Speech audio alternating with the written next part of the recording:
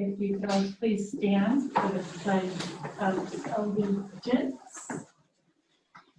I pledge allegiance to the flag of the United States of America and to the republic for which it stands, one nation, under God, indivisible, with liberty and justice for all.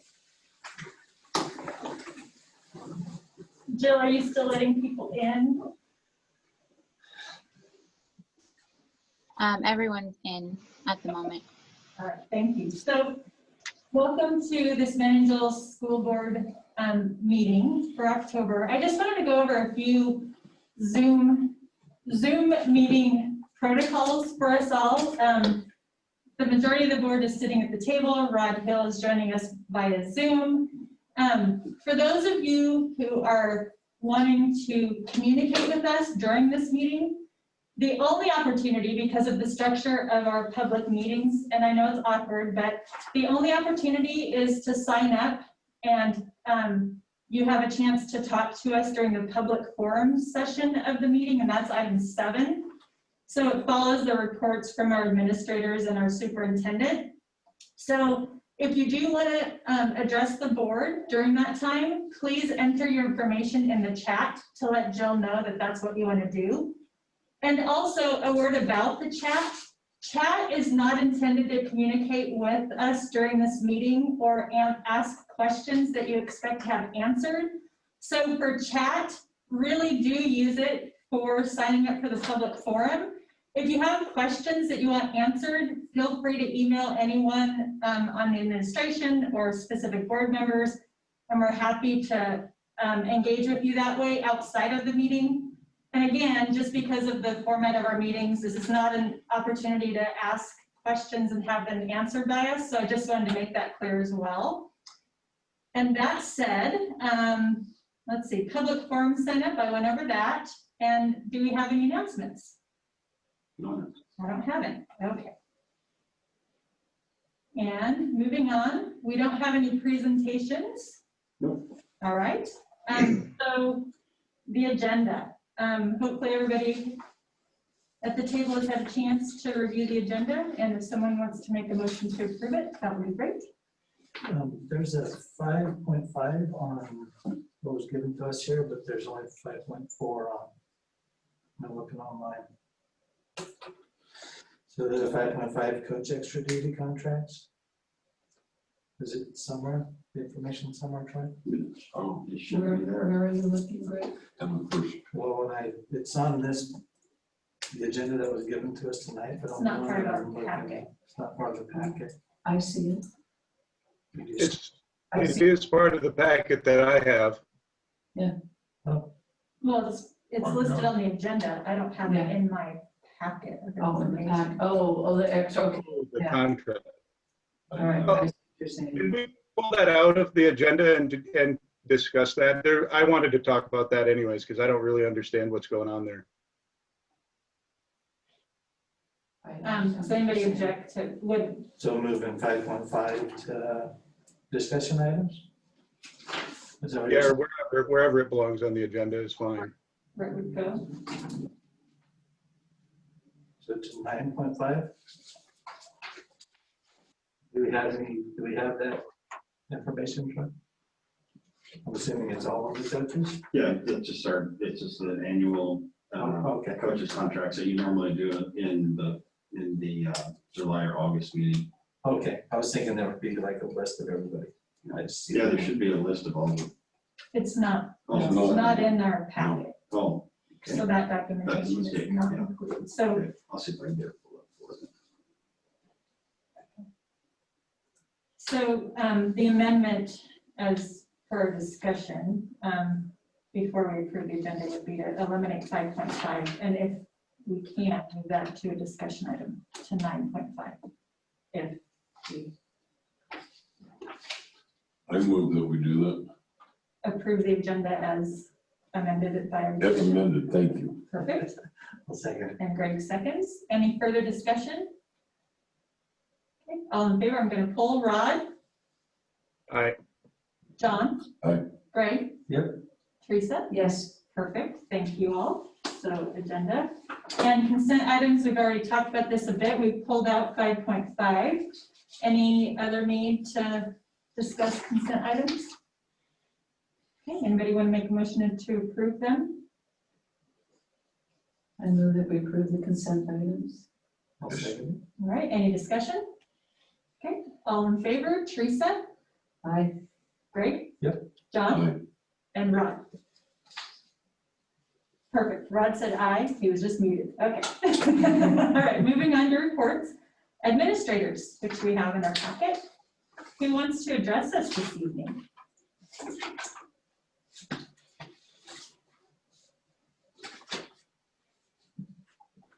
Nobody speaking up. Everybody I will. at once. I will. It's Dale.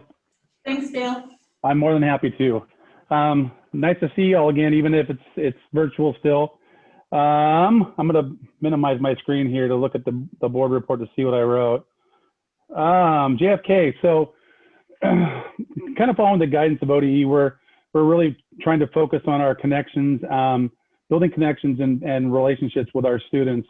To kind of go along with that, I pulled some data this morning about attendance, and it's not regular attender data, it's just standard attendance data. So, because I was curious just to see where we're at.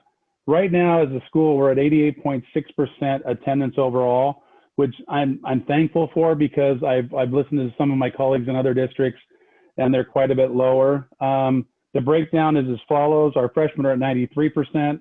Our 10th graders are at 84.2%.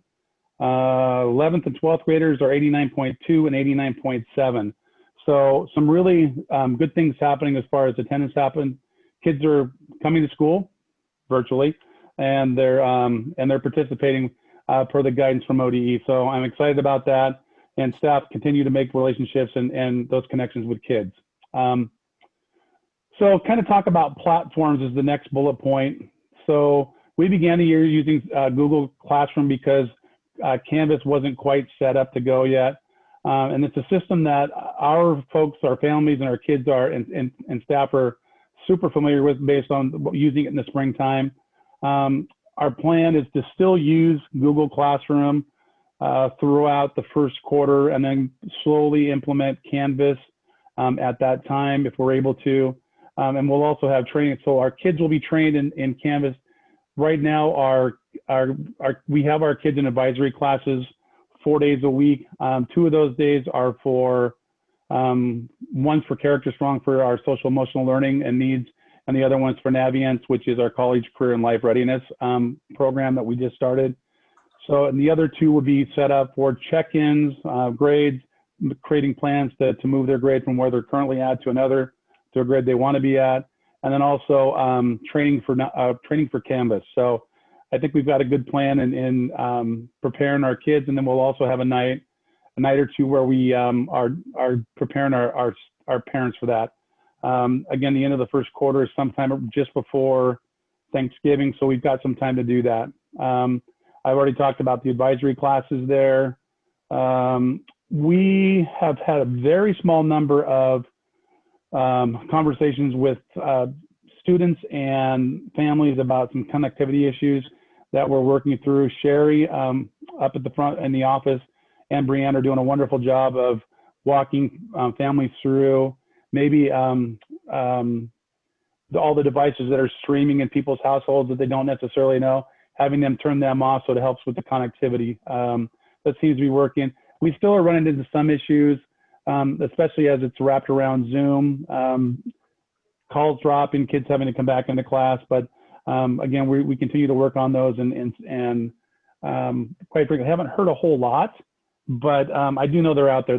I hear some sporadic conversation every once in a while. Real briefly, just talk about the athletic workout and conditioning season that began on the 28th. I get a roster of kids every night from all the coaches of the kids who have attended.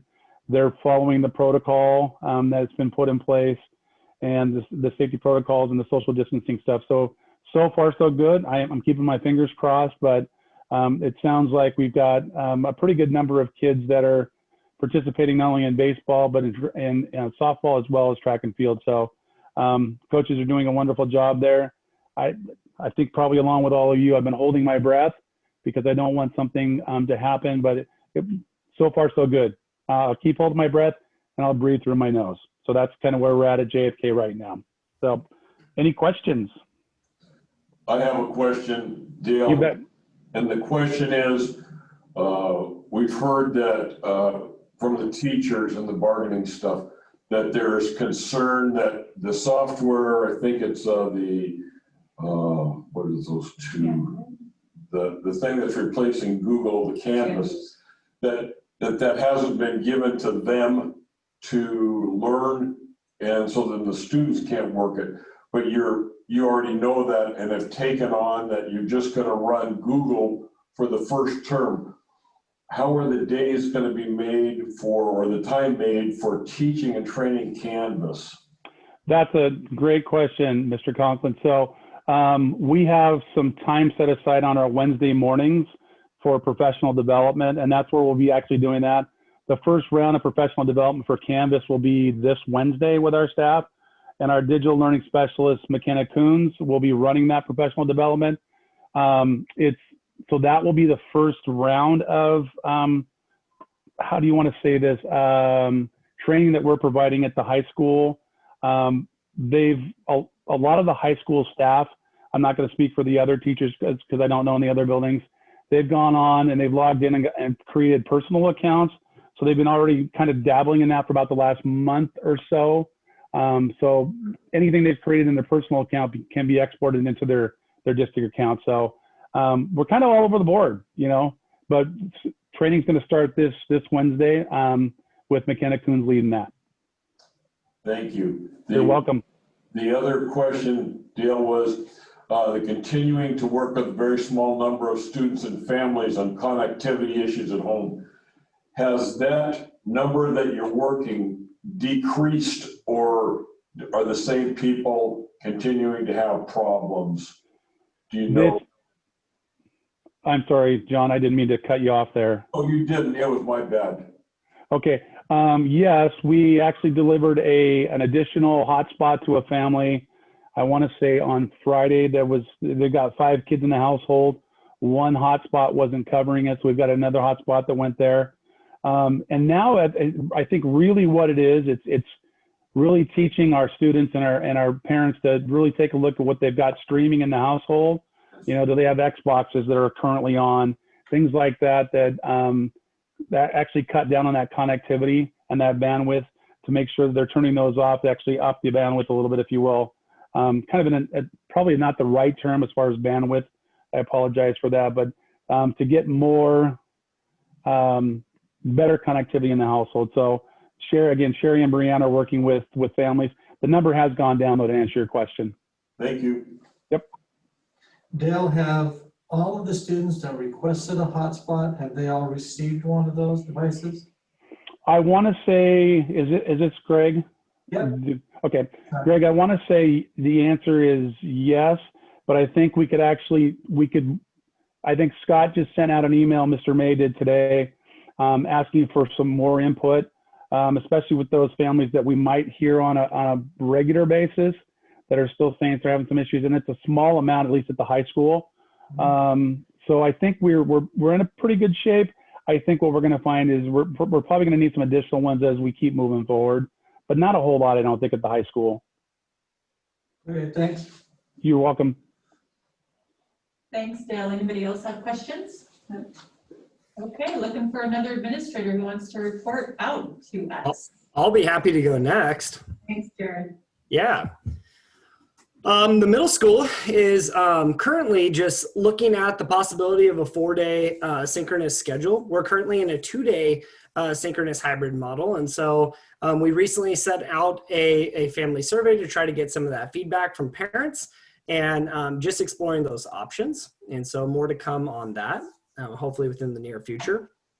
We're continuing, similar to the high school, with support of our counseling and SEL teams. We're continuing to implement Character Strong school-wide across all advisory classes. We had recently just heard from the Oregon State University extension program. And if you guys remember last year, our 6th graders didn't get the opportunity to go to outdoor school. And so this year we were awarded 3 days, 2 nights for both 6th and 7th grade programs. And so we're going to be looking at different options, both through OMSI and other sites potentially for either in-person or virtual outdoor school. And for us, we've had the opportunity to connect with all registered students and families this year at MAMS. And so in one way or another, they have connected with us in the classroom or in at assembly settings. And so we're just looking to continue to make sure students are attending consistently and providing the best instruction we can. Thank you. Does anybody have questions for Mr. Tiki? Yeah, this is Rod. Yeah. Jared. I assume most of the feedback was in favor of getting the kids more time in class. Is that true, or have you guys not digested it yet?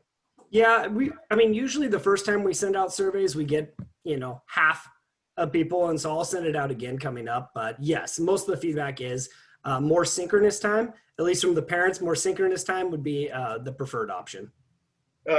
If the follow-up survey points that direction as well, how long would it take you guys to start moving in that direction? Not too long. Before we kind of floated that idea out there, I met with the other building administrators because the middle school is pretty unique in the way that we share staff at both sites. And so we kind of vetted it first through our building administration and then through certain school-based teams just to make sure that we could potentially pull this off. So somewhere between a week to 2 weeks. Okay, thank you. Yeah. Thank you, Rod, and thank you, Jared. Any other questions? All right. Okay, Jasmine. I'll be happy to, speak about St. Mary's. So currently we have 100% of our students enrolled in our blended learning model. So they're working with classmates and teachers, 4 days a week synchronously. So we don't have any enrolled in our MASD online only model, but as we connect with some of the students and families that haven't been very well connected over the first couple of weeks, I'm having conversations with those families to see if that might be a better option for them, to allow for a little bit more flexibility. So we're happy to have that option. We're just not using it for any of our students just yet. We are hosting a daily morning assembly for about 15 minutes each morning for students before classroom instruction begins. It's been a really fun time for kids to connect with different staff members or specialists that they aren't going to see in their classrooms. They also get to see a lot of students, from other grades and other classes that they're happy to say hello to. At times it's a little bit noisy when we have 150 kids on there, but it's been a great time. Last Wednesday, Mr. Anderson, our counselor, took a virtual video tour of the whole school. So the kids got to see all the teachers standing outside their classrooms waving, and it was a really great time. So we've been having fun with that. Our focus right now is just supporting families, and getting connected and getting engaged with the technology. It was a bit of a struggle at the beginning, probably for a large part because our kiddos are littler. And so they need their families right away to help them troubleshoot. And their parents may not be familiar with the technology that we have. Whereas maybe with the high schoolers, they've been using the Chromebooks, before this time. So that took us a little bit longer, but it was an awfully quiet morning this morning in the office. So we feel like we're past most of those initial hurdles. And now we just, need to continue the troubleshooting with, devices and then with connectivity as it comes up. But like Dale said, we're not hearing as much about that now. So just trying to monitor that as we go. And then this Thursday, we're going to be hosting a Meet the Teacher night at 6:30. And we've just found that not only do the parents want to hear directly from the teachers about some specifics that are going on in the classroom, we also feel like we need to reach out and give the parents a little bit of support in, in their new roles as, paraeducators, as they help their students navigate technology and, digital learning. So it's kind of a twofold there. And it also meets our requirements for Title I Parent Night. So we'll be wrapping all of that into one on Thursday evening. Any questions? I have a question. Could I come over and visit during that time? So this is a virtual event. So you are welcome to come and join us. I will have the links up on our site and you're more than welcome to join us. Yeah, I misunderstood. I didn't understand it to be virtual. Yes, and I didn't put it in there. So thanks for checking. Oh, thank you. Are there opportunities for parents to come in and sit down with the teacher and you if they're struggling? I mean, can you do that within the rules and guidelines or not? Yeah, we are really trying not to invite families into the building directly unless it's an urgent matter, like they need to exchange a Chromebook or something like that. But we are allowing parents to request time to meet with the teachers during their office hours. That's actually what we're finding is that we're supporting families more than direct students, at the elementary level. And so families are calling in or coming into the Zoom meeting to ask questions and get some of that help. But if they do need direct support with the technology or something, our amazing office staff are helping them in the lobby, as they exchange something or as they're trying to troubleshoot. So we're making it work in a variety of ways. Any other questions for Jasmine? Thank you, Mrs. Winslow. Okay, Erica. Hey guys. Well, my report's pretty boring. Really a lot of all of the collections that I'm doing right now, getting, the EL letters out. It's a little bit different as you can imagine because we're not assessing students. So we're not doing the ALPA screeners quite yet. So the state has had to figure out how to do this.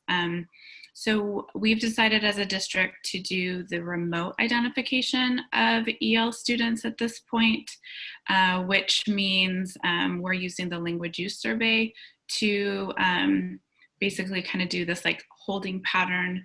It's this temporary identification of students. We're going to serve them as ELs.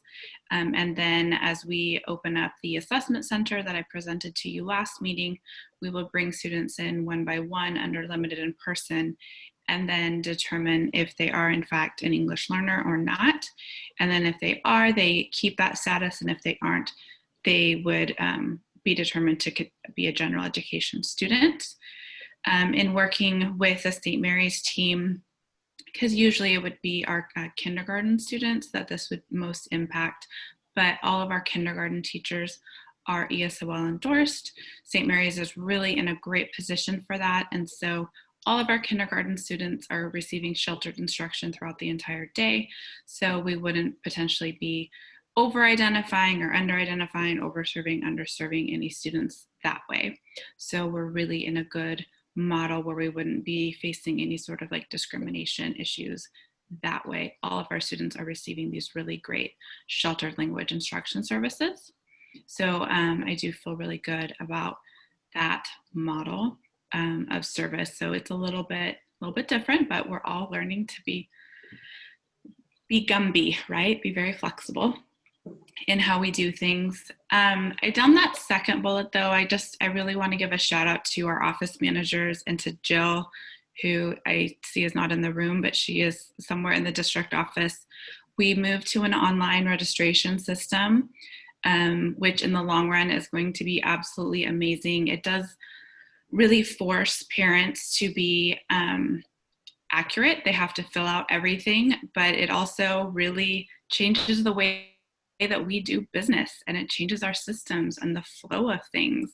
And change is hard in the middle of a time when change is all we're doing right now. And so I just want to give a shout out to them. They are such rock stars and they have to do so many different things.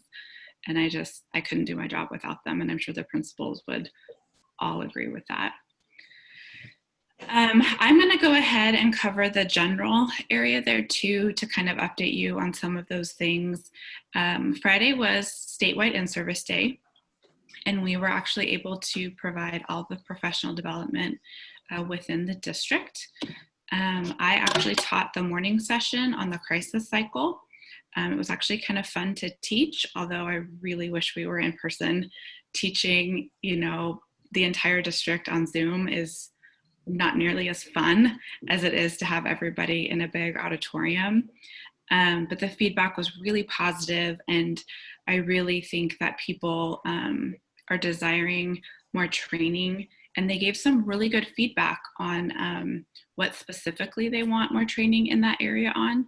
So I'm really, really thankful to the people who filled out the feedback form. About 50% of the people who attended the training filled out the feedback form. So I'm pretty excited about that. The afternoon, well, we had 2 sessions around lunchtime, was from Trillium, who we contract with for our mental health services. We also contracted with them for 4 modules. Each module is 2 hours.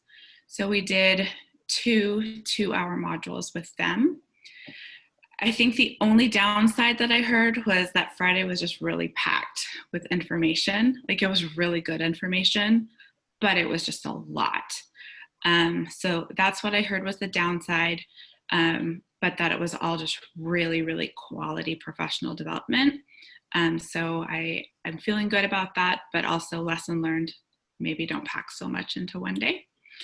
But we will finish up our Trillium modules before we meet again with you guys.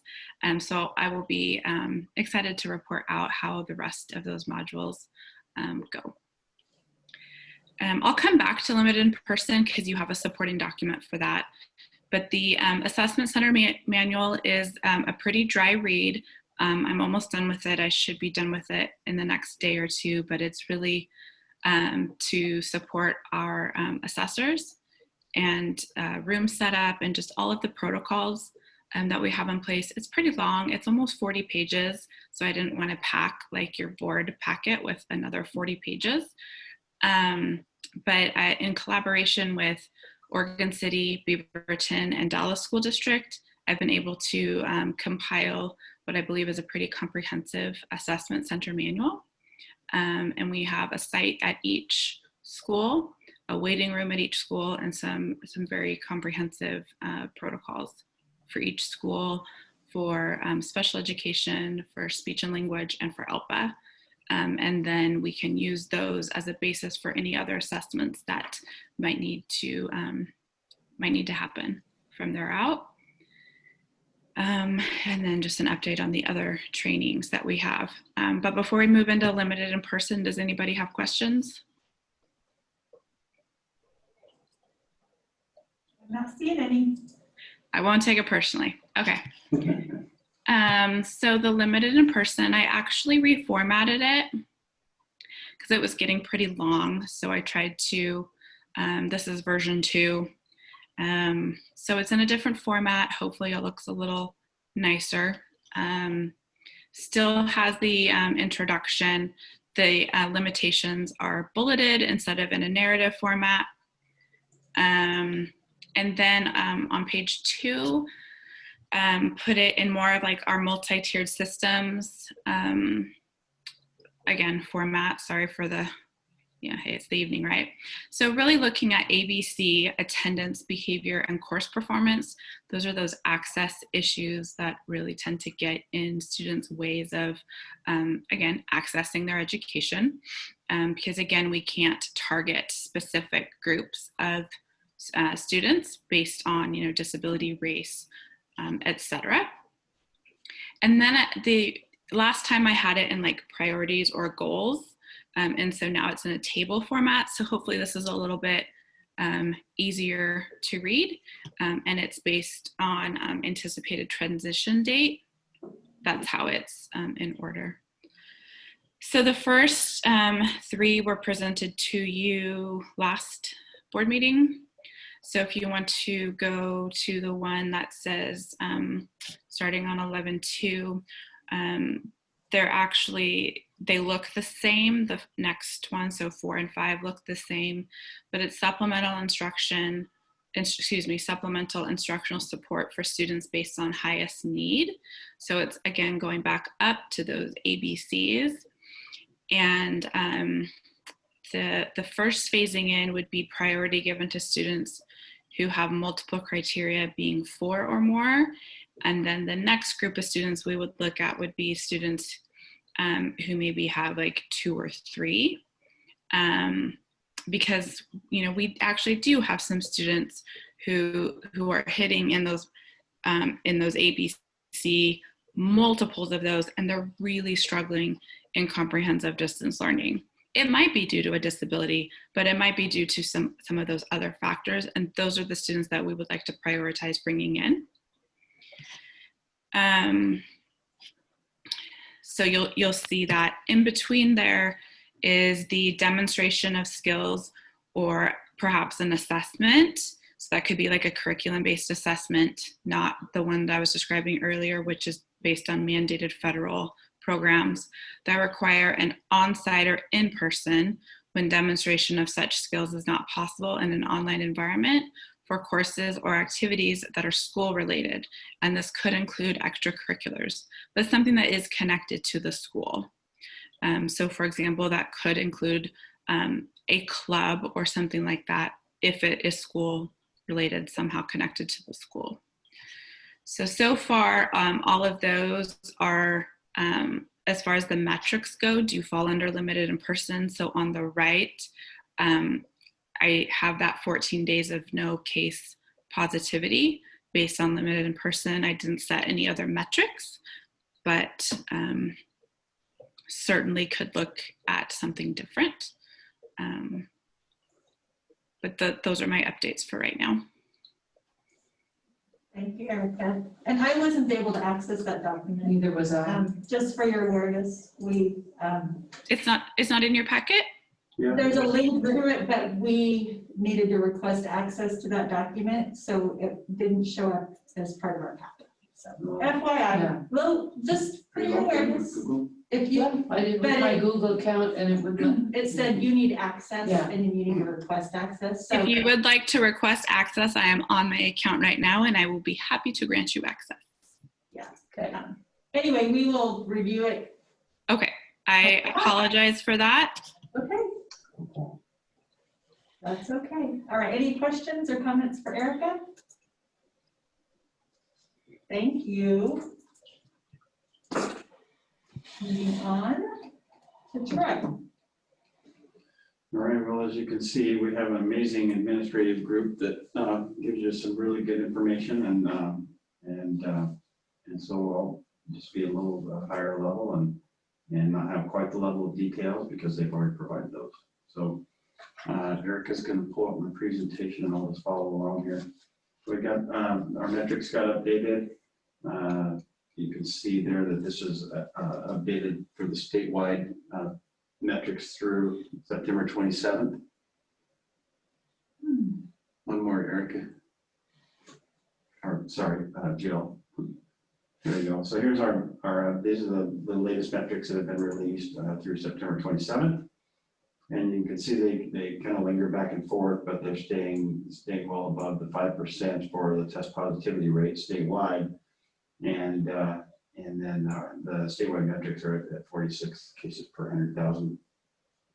There's the last 2 times we've met as superintendents across the state, they continue to talk about, with ODE that is, they continue to talk about how the state and Oregon Health Authority, the governor's office continue to follow up on the research, you know, and consider all the changes and the new information that's learned from this virus, because there's the continuing to learn more and more about how it spreads and among which population. So they meet regularly, and I would expect that there will be some changes to them in the near future. We haven't been told that, but we know that eventually there's going to be change to adjust for the new information that they're learning. So there's statewide groups that meet to review those. So until we know any different, we will continue to focus on the metrics that were initially provided and that we're continuing to monitor. Marion County, I didn't look during this. I haven't studied this most recent report statewide, but I know that if we're not the highest county, we are very close to being the highest cases per 100,000 in the state. Right. And our test positivity rate is right at double. So, and I know that I communicate with a lot of surrounding superintendents, and a lot of them are in multiple counties. So they have staff that are in multiple counties, in some cases students. And so when you take that into account, you have to follow all of those county requirements. And so they're not, those who are border Marion County are not happy, because it does drag their numbers down. As a reminder, these are the metrics that we continue to look at and continue to strive for, getting 30 cases per 100,000 or less in 3 weeks before we can look at that exception, which would allow us to potentially bring in K through 3 populations into our buildings. And then, of course, the full 10% would allow us to bring all kids, 10 cases per 100,000 would allow us to bring all of our students back into our buildings. Just a little data for our Oregon student COVID cases. We currently have about 580,000 school-age kids in our Oregon schools. We've had, as of, this was data as of about 2 weeks ago, I believe, 5175 school-age student cases. 60 of those were hospitalized. No student deaths of school-age kids. And then also, as part of the new data systems, we now are reporting weekly to ODE directly from each building. So just a few questions, but what instructional model are you currently in, and do you have any cases? So they'll know directly, and they're reporting that weekly now through a report from Oregon Health Authority. I believe, yes. I see the number of students and student age people. Has there been any quantification of teachers that have been affected? No, not yet, but I believe there's an additional report that is going to start gathering that information. Thank you. As we see more and more transition to that limited in-person or some type of in-person instruction. Blended learning, as you know, we originally thought, well, the earliest date would likely be around November 9th, which was our original end of the first quarter. And with that only being roughly 4 weeks away, and looking at the data, we know that's no longer a date that is going to be met.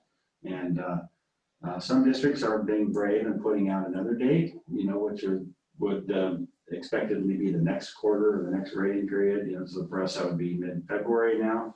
I'm not sure if there's any value in putting that date out there, because it truly is, we're just following metrics. And so we'll continue to provide the data on the metrics. And when we start getting close, we get a couple good weeks in, then we can get excited. And we have a plan, so we'll start that implementation process. But until we get data that's headed in the right direction, we're really focusing on our current model of distance learning and doing the best that we can, as you've heard from our principals, with the model that we're using. Current district enrollment, we have a total of 674 students. Our projection for this year, based our budget numbers that we used to project for revenue, was 725. So we're down about 50 students, and surprisingly, we've had a large shift from our online. The initial online enrollment has gone way down. As you heard, no students at the elementary school. Looks like we have 8 at the middle school and a few at the high school, and I believe those are at the high school are enrolled for credit recovery purposes and not general instruction. So a lot fewer students than we expected there. What's the potential impact on our budget? We don't really know yet. Everybody's kind of in this, well, most districts are in a similar situation. And it's going to be a discussion in the legislative session that's coming up, because they don't know how they're going to make those adjustments. And so right now, a lot of people are on hold, not jumping to reductions right away. Obviously we'll know by spring, but we're just kind of waiting it out right now. So they might have to change how. Yeah, there are legislative discussions around changing the formula, allowing higher poverty counts in the formula. It's going to be impacted by the number of districts that stay out, clear through the legislative session, so they'll have a better idea of, how many kids are being impacted. Yeah, it's a waiting game. And Hey, Troy, this is Rod. Hey, do we know where those kids went? yeah, I have a couple slides following here that Okay. are some of the same as last month, and there's been a couple adjustments. We know that we're getting more kids in our virtual online schools, virtual online charter schools. We know we've had a lot of those kids go. We know that the private schools are having increased enrollment, although we don't have a real good take on just how many. We really can't quantify the private schools because they don't always request records, and that would be the only way we would know. I could think of like 5, 7 that I personally know that have Yeah, gone to private We- schools, we at know least that- that many. we do know, Yeah. because we're a small community, we do know a Yeah. handful of folks, but to say a list, we just don't have that Right. data. For online, we do, because technically, oh, go ahead. Is there a reason for a bigger switch to private because of COVID for some reason? They're under the same rules as we are, aren't they?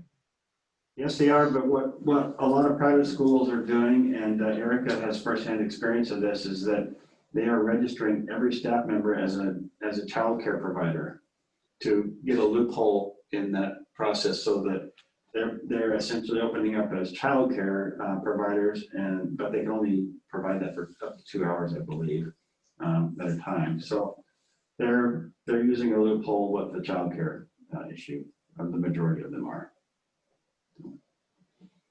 Here's a show of the homeschool students, which has gone up, as you can see in the last year. It's doubled from 15 to 36, a little more than doubled. I don't have updated information for the last 2 weeks. Public online charter, this is the same information I shared 3 weeks ago as well.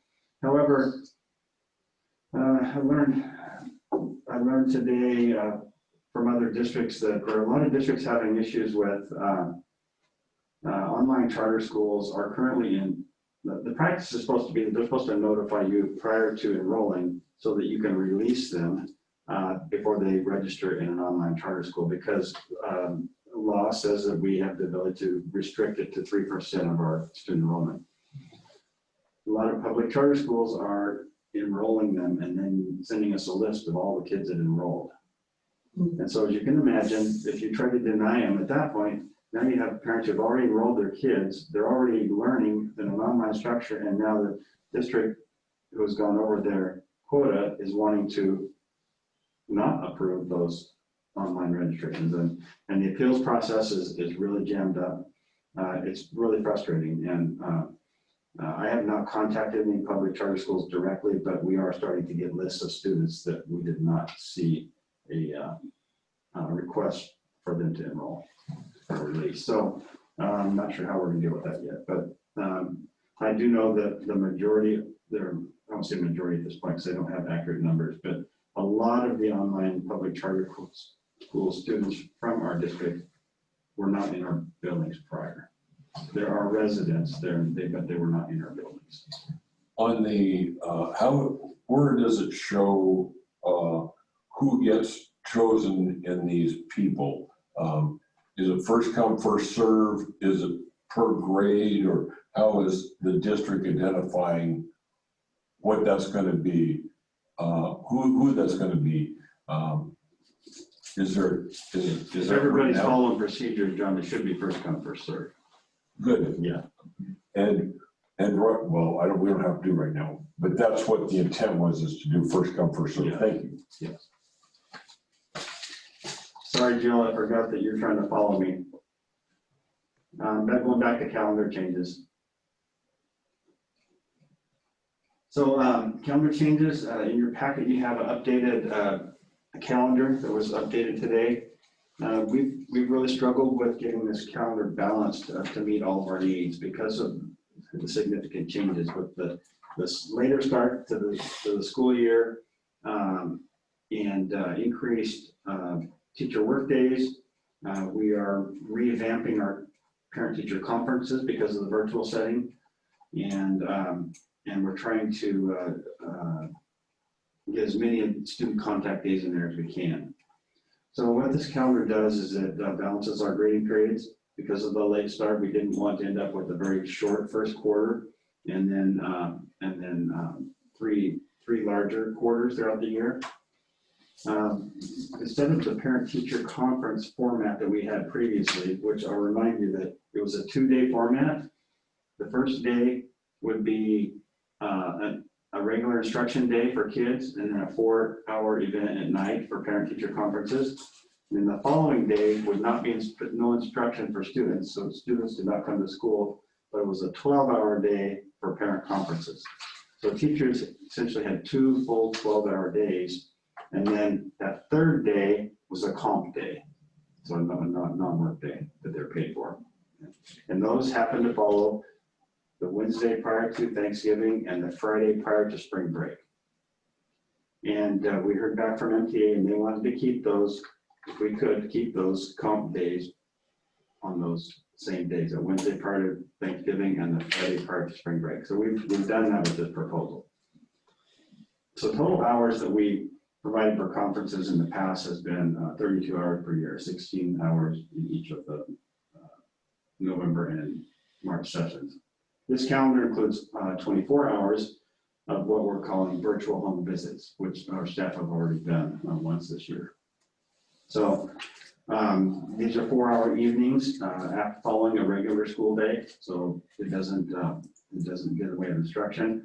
They're 4 hours in the evenings. We have these scheduled on 6 different dates, and you'll see those on the calendar in November, February, and April on first and second Tuesdays.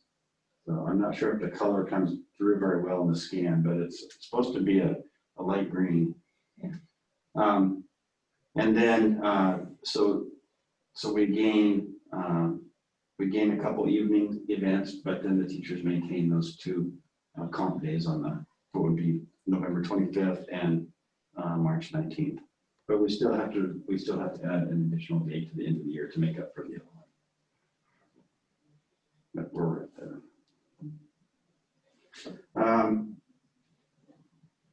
We maintain our student, actually gain back a couple more of our student contact days. We're maintaining our staff, classified staff contract days. However, after we did finalize this, we did just pick out today that we have 1 extra day in here for our classified folks. So we'll have to take out 1 day. It won't impact the district calendar. It'll just impact work calendar. So we'll deal with that separately. And I meet with Karen Wright, our classified president on the state, to make sure we do that. And then we maintain our teacher contract 190 days.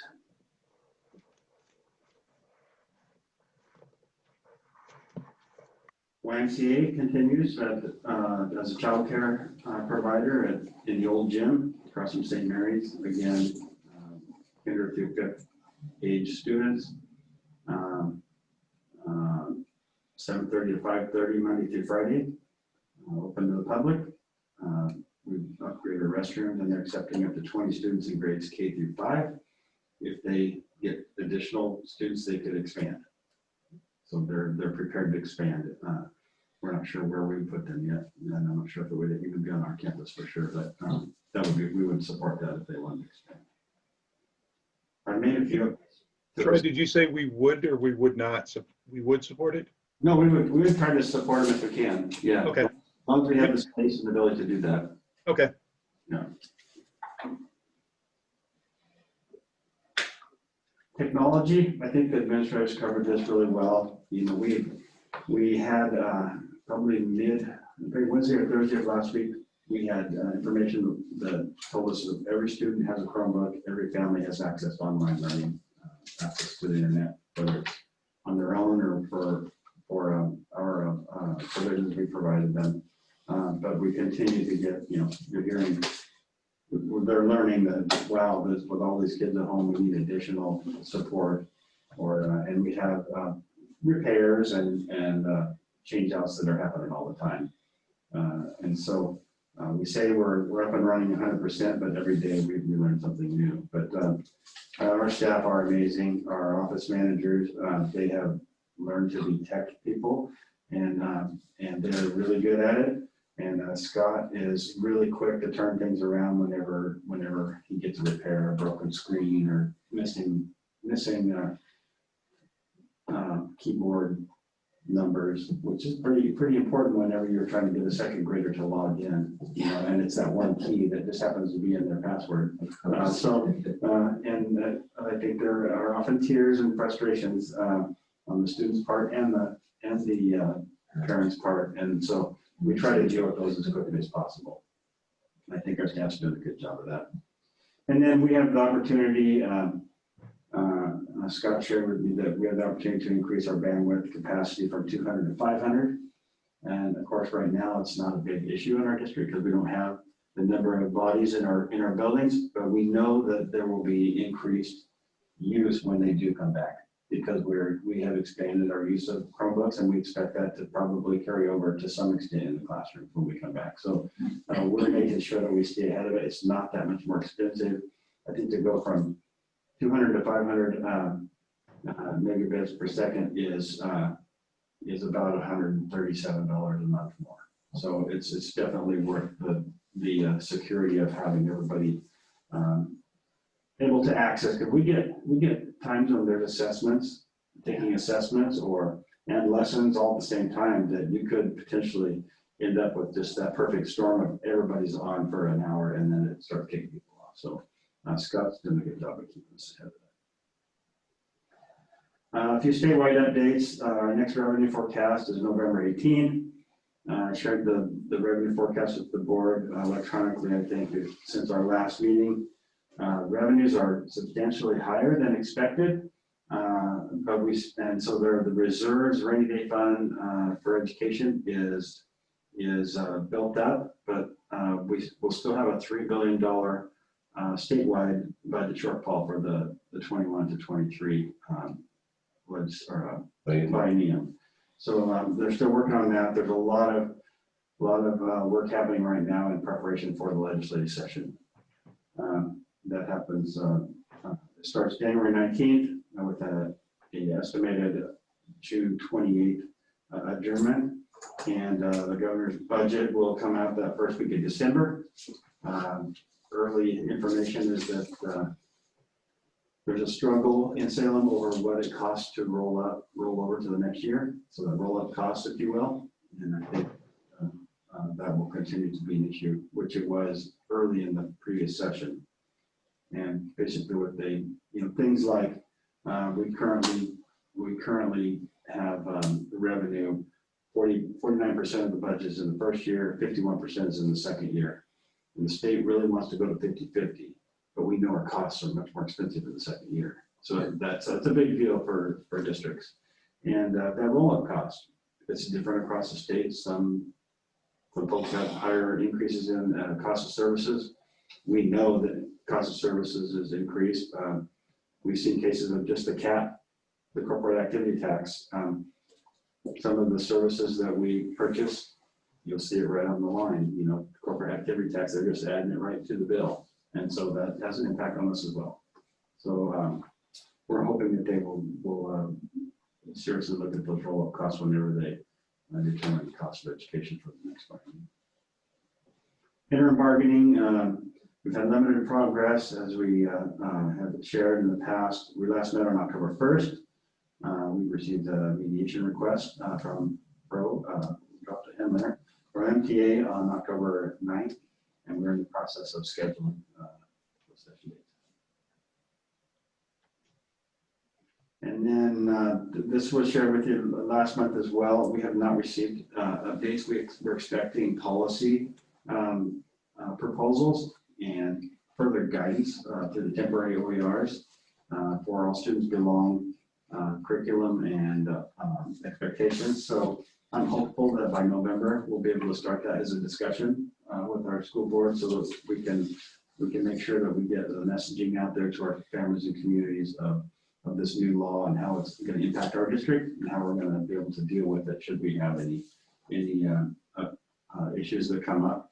Most importantly, I think it's being proactive and making sure everybody understands the purpose of this new OAR and what it means for our district, because our district's beliefs and values are completely aligned with this new expectation. So I think it'll be fairly seamless for our district. And then comprehensive district learning, just a quick update. Buildings routinely are making adjustments each week. Have you heard? I think our administrators do an amazing job of working with their staff to what's working, what's not working, and how are they going to make it work for kids. And I think you heard from Jasmine Winslow down at the elementary school, taking 15 minutes to have an assembly in the morning and create that sense of connectivity and let kids get outside of just their own one little classroom and be able to see what's happening in the rest of the building and teachers waving that in them always. I think that's just amazing that they can take time to do that each day. So little adjustments that our buildings continue to make. They're doing them in all 3 buildings. You've seen Eric's plan for limited in-person instruction. We have our priorities and continue to work on the processes. But I mentioned this in the past, as a reminder, limited in-person is in addition to the regular instruction. So it cannot replace regular instruction, it has to be in addition to. And that has to be done by staff that can meet the needs of those kids. And so though we have a plan, we still don't know how we're going to do that with the staff we have, because your staff are your limitations, because it's going to be, in most cases, beyond the regular school day to be able to do that. So we're moving forward. Administrators done a great job of preparing for it, but we're going to be very cautious and thoughtful as to how we use staff to make that happen. I already talked about the November 9th no longer being in our sites. Metrics will dictate when our students return to the classrooms, and had another community listening session last week. I was not there because I was out of town, but the administrators said we had good feedback, good questions, and they continue to address the questions as we get them from the community. So we'll continue. We don't have the next one on the calendar yet, but we will continue to provide that opportunity for parents to ask questions and hear how we're progressing. Okay.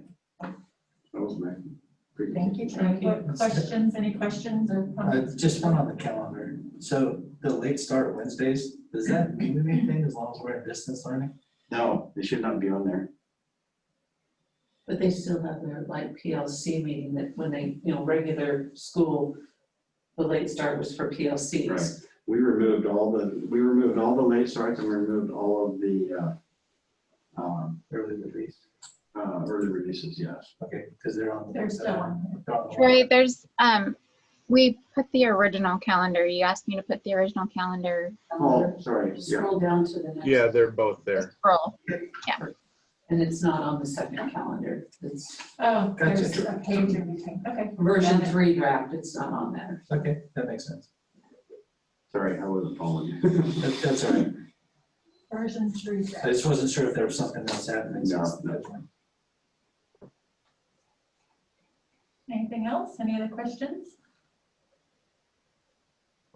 Thank you. And now is the, any board member reports? Don't want to skip over that. Okay.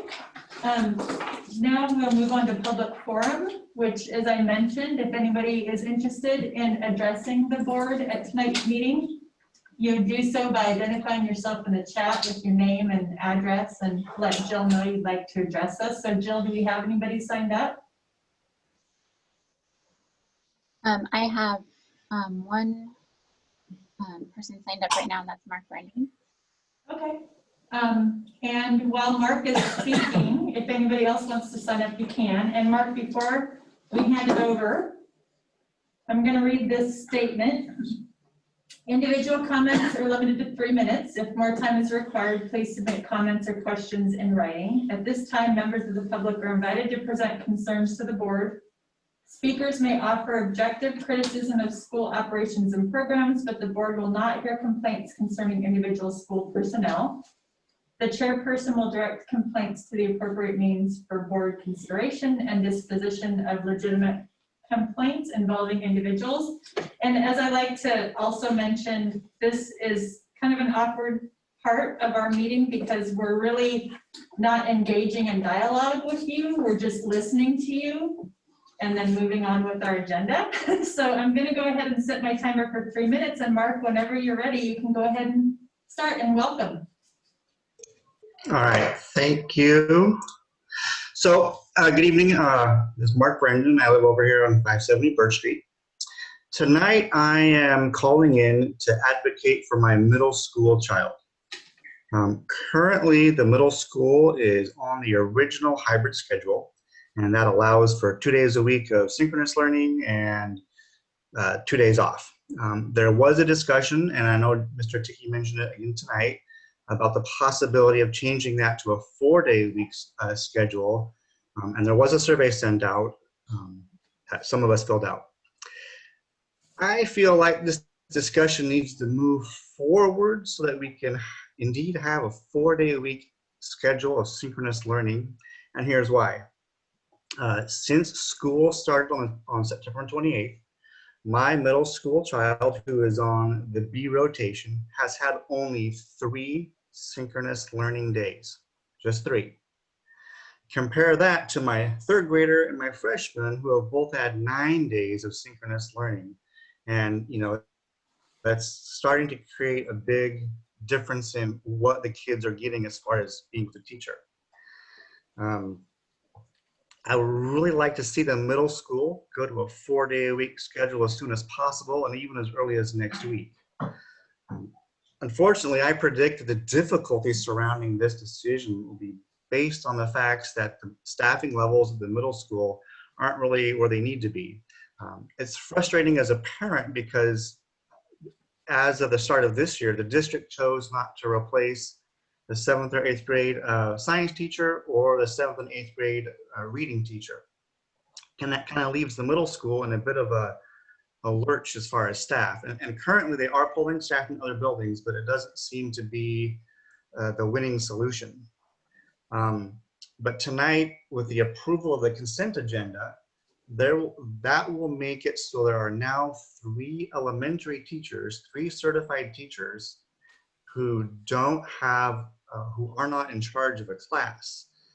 And if all of this COVID thing is temporary, and we're being asked to be flexible as a community, I would hope that the district could shuffle the deck a bit and in a temporary manner to help alleviate the staffing in the middle school, to maybe move some of those people around so that we can get the middle school to some more synchronous learning. You know, everyone talks about equity. You know, I've got 3 of mine, 1 has 3 days, the other 2 have 9 days. And you know, that's for all the kids in the district, all the students. That's creating a big divide. And I really think we need to change that, you know, now as opposed to later. I don't think another survey is required. I think we just need to get it done. And that's all I got. Thank you, Mark. You hit your 3 minutes on the dot. Appreciate you sharing your experiences and your concerns with us tonight. Thank you very much. All right. Moving on. Did anybody else sign up, Jill? No. Okay, great. Again, thank you, Mark, very much. We really appreciate hearing from community members and parents about what you're experiencing. Action items, 8.1, approve revised district calendar. And this is the one that is headed hybrid learning version 3 draft, 10/5/20, right? Okay, Yes. Perfect. Without the So, asterisks. does someone want to make a motion to approve this revised district calendar? I move that we approve the revised district calendar.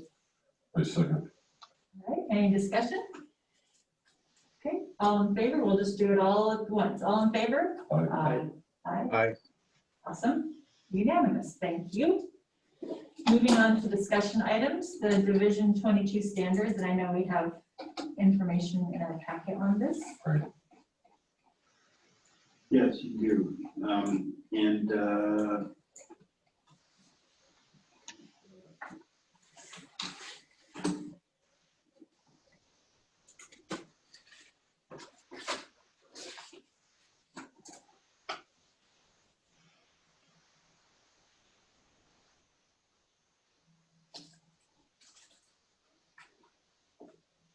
So we have, as you can see in our presentation in the packet, we have,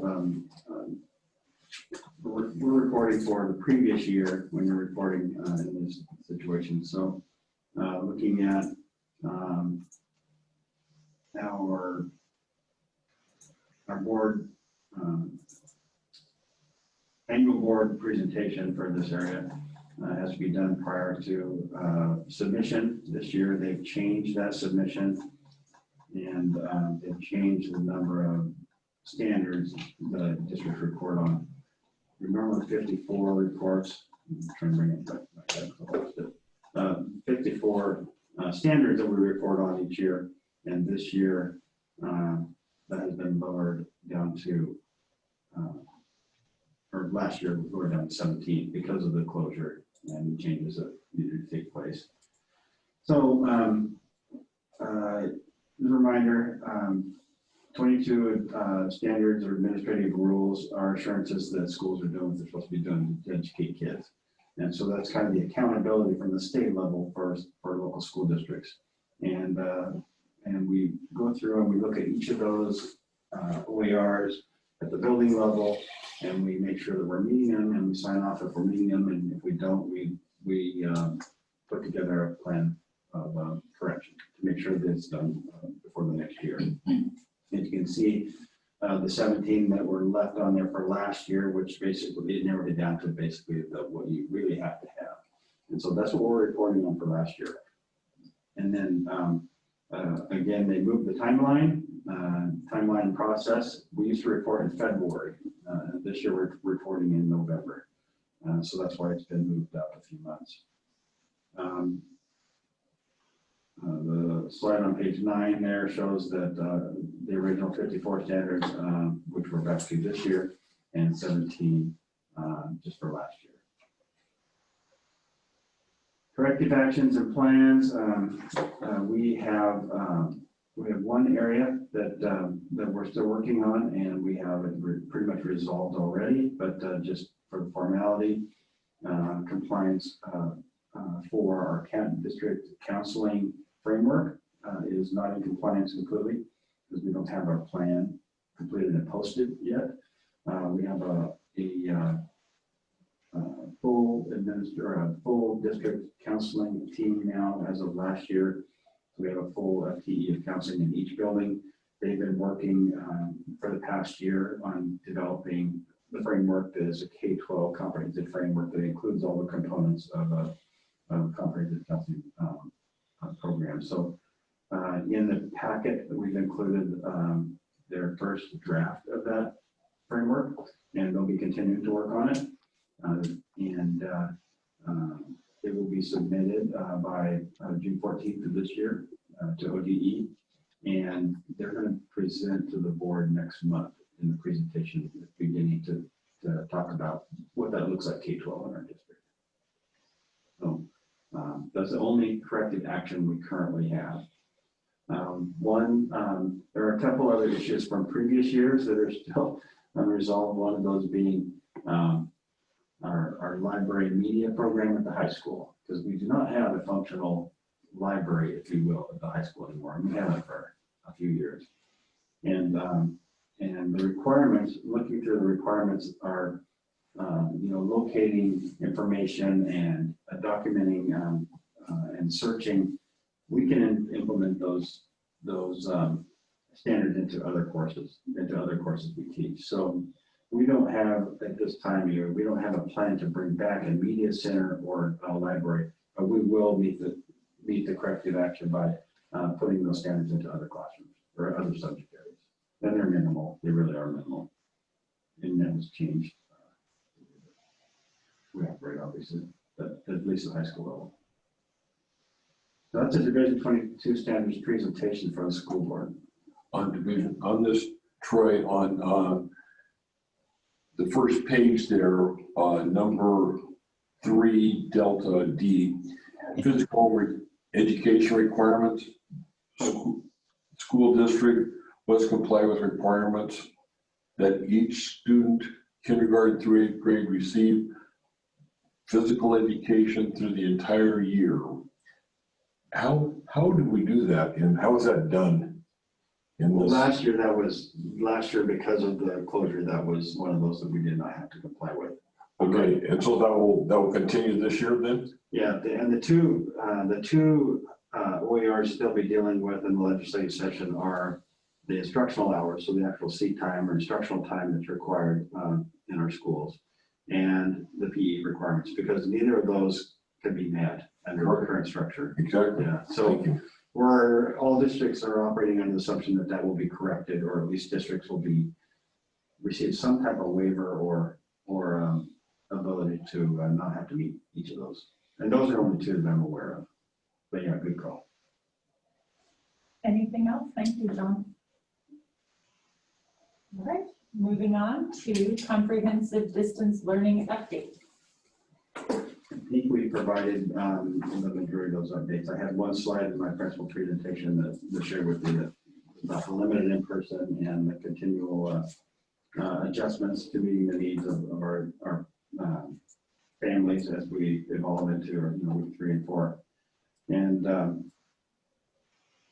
the technology piece is a big one. We've had, John asked a question earlier about getting our software, our learning management system up and running, which is going to be Canvas, as you heard, first training happening this week, high school. And we'll transition. It's not urgent. We don't have to transition fast. Teachers can take their time because it does transfer over from Google into that format. So we didn't have a lot of control over that, but I think our teachers are doing a really, really good job of adjusting. Great. Any comments or questions for Troy on the comprehensive distance learning? Okay. And I guess I do have a question. So we know that November 9th isn't going to happen. Do you plan to, or have you communicated out officially that, We have not communicated with families that yet, but Yeah. we will be. Okay. We know that we're not going to meet the night though. I mean, Yeah. the date is real clear. Yeah. And I know that there will be some families who are going to want a date, and it's impossible. I can put a date out there, but it's just an estimate because. Yeah. To asterisk, say, could be changed. Yeah. Yeah. Subject to interpretation or subject to change. Yeah. I do think though that getting those things out just from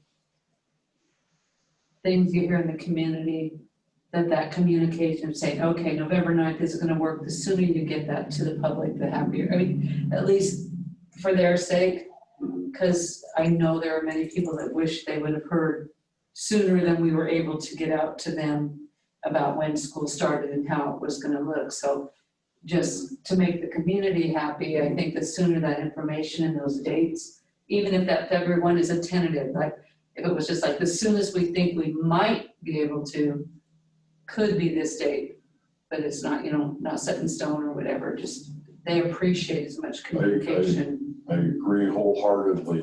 And I would hope that that piece would be like in a header for the MAST, when you go to that online, that's like the big, I don't know that that's the big bubble or the header, but it's got to be radiated and to where people aren't able to keep saying, no, you already told me November 9th. Well, this is public. We've done this. Yeah. Okay. Yeah. And it could be a matter of, saying, if we can do it sooner than February 15th, we'll let you know immediately, but I mean, Yeah. I think even letting people know right now, it's looking like February 15th might be the soonest, and as things change, we'll let you know. And I know Portland Public Schools announced last week that they're completely online at least through the end of And January. I think Beaverton said till end of January or something like Yeah, that, so Yeah. I just, if That's- it changes, it changes, but if they know this is a possibility, they will. Yeah, we can put a date on it. Yeah, And I don't, Troy, I don't know if this is off the rails, but like putting this in our town and the shopper, well, I don't know, I'm not buying a $6 Sunday Statesman Journal, I can tell you, I'm not reading that one. But what I'm trying to get to is, how is the message gonna go out? Well, when we send out our newsletters, we send them out to every specific family, but so if you would like for us to continue to expand into our local media, we can certainly do that too. And what I'm recommending is that there is people other than just parents that are interested in how this is going. Mhm. I have elderly friends, even older than me, if you can believe it, that are asking these questions, and they want, the school is important to them, and they're believing that this is part of what should be being provided, and they can't believe the issues that are going on right now, but we should be able to provide them hard data on what we've got hard data on. We'd be happy to share that. Thank you. Anything else for Troy? On that one? Okay, transportation report. Okay, I just have one slide. It was back in my report. And Jill, I don't think it's necessary that you have to pull it up. I can just read it real quick. she's ready. Oh, you're already there? Oh, wow. She's On the roll. Thank you. Yeah, our drivers, as you know, we cut back on a couple drivers because of the situation we're in, but we currently have 4 drivers that are 20 hours per week, which is what a full-time driver is in our district. And we have a director that we've reduced from 40 hours a week to 30 hours a week. 5 full-size buses. One of those has a lift, and then 4 minibuses, one with a lift for wheelchairs, and then 3 vans. So, and we're on track to get our emissions upgrades as required by federal law by 2025. We replaced 3 of the 5 that we need to replace. Those are diesels that are 2006 or older, and they're required to be in public education to be upgraded by 2025, January 1. So we're on track to do that, but we will have to purchase a large bus out of the next, or I think it went to large and small, out of the next 2 bienniums to get there. And then, of course, our drivers are driving delivery trucks or delivery buses about 9 a.m. to 12 p.m. daily, 5 days a week, taking about 300 meals a day to families. So that's quite a service. Any questions or comments for Troy on the transportation report? We have our procedures all ready to go. Should we be able to transport either small groups in vans or buses, we have the equipment and procedures, and staff are trained, and we're ready to do that on a moment's notice. Thank you. And then 9 for assessment program report.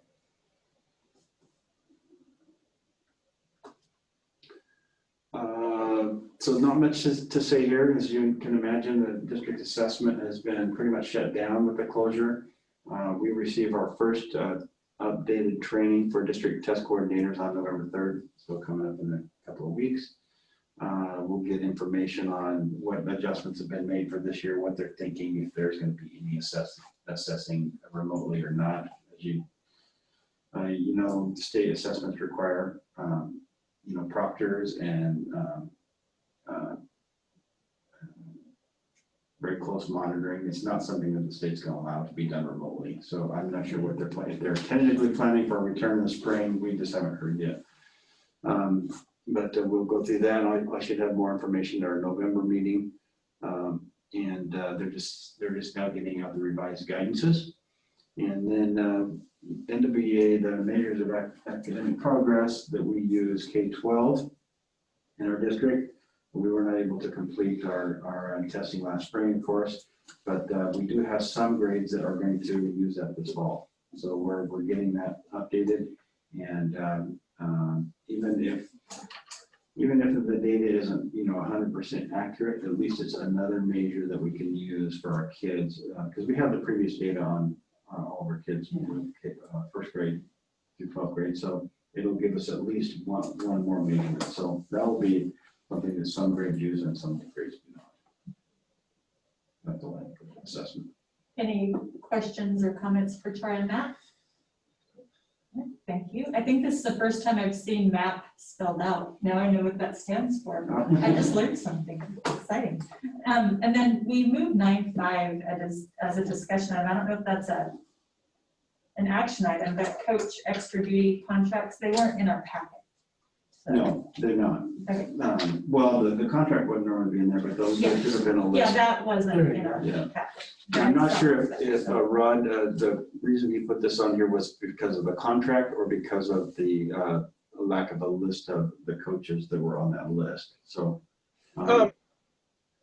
I guess I was just so normally we do this in July, and this is like after we're done with the negotiations. Is that right? Correct. And what would happen if a season got canceled for some reason? So what we did last spring, as you know, we had spring sports that the coaches did not report, and where everyone was paid because we were under the governor's orders.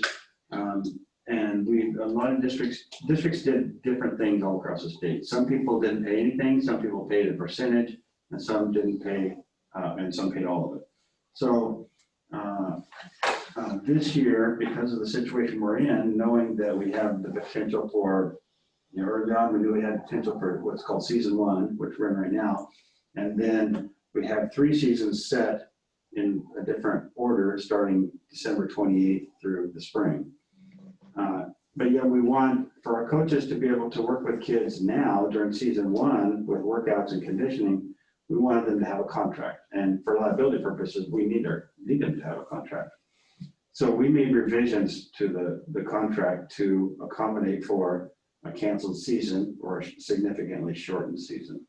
And so the contract looks a little different, but it gives us the flexibility. So the district is not stuck with a liability should December 28th come around and that season's canceled, and and on.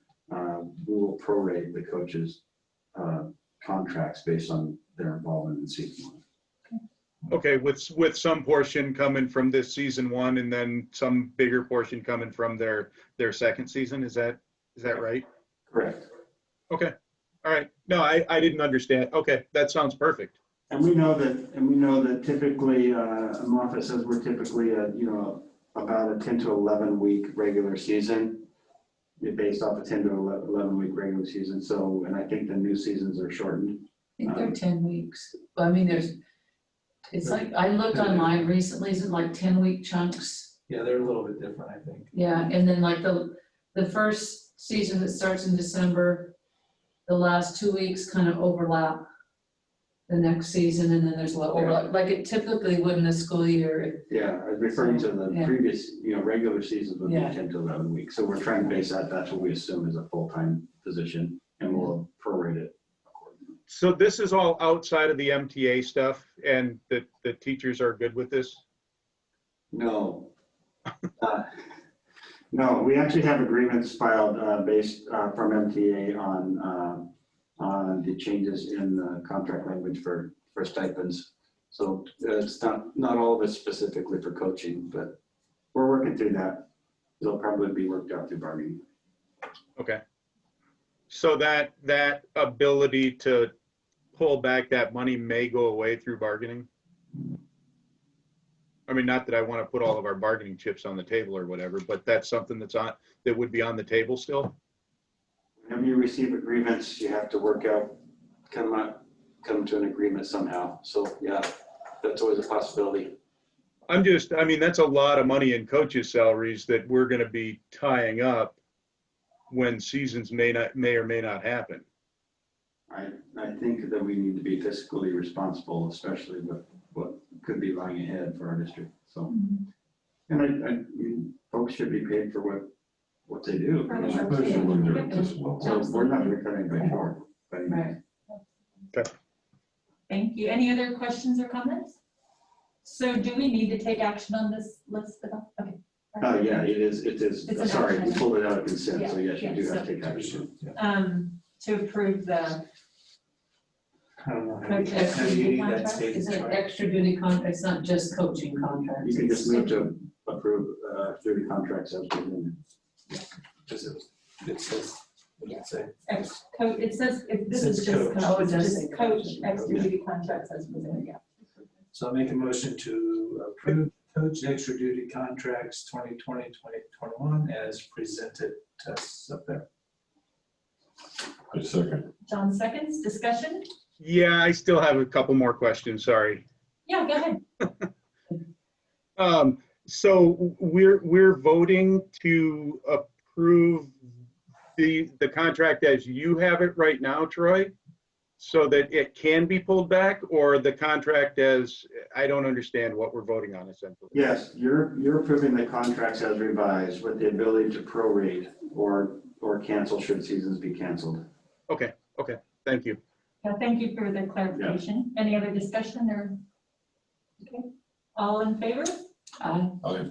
Okay, unanimous, thank you. And that, my friends, adjourns the meeting. This is the shortest we've had in a long time. Well done. Thank you. Thank you for coming. Thank you.